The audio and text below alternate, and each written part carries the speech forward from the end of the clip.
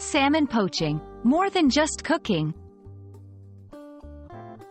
Hello and welcome to our English language learning series. Today, we're going to explore a phrase that might sound a bit confusing at first: salmon poaching. This phrase can actually have two very different meanings, depending on the context. Let's dive in and understand each one of them.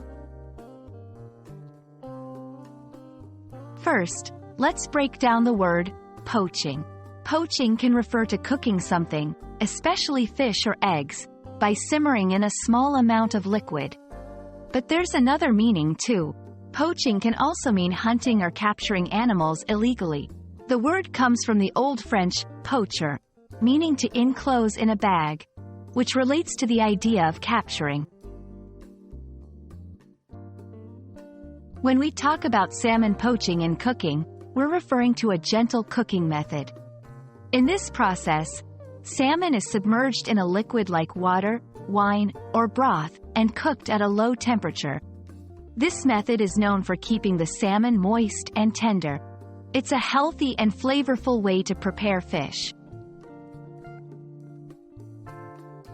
On the other hand, salmon poaching in the context of wildlife is illegal and harmful. It involves catching salmon without permission or in restricted areas.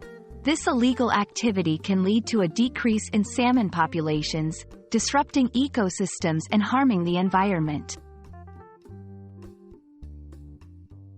It's crucial to understand the context in which salmon poaching is used. If you're reading a cookbook or watching a cooking show, it's likely about the cooking method. In news articles or environmental discussions, it's probably referring to the illegal activity. So there you have it, salmon poaching can mean two very different things. We hope this explanation helps you understand these meanings and the importance of context in English phrases.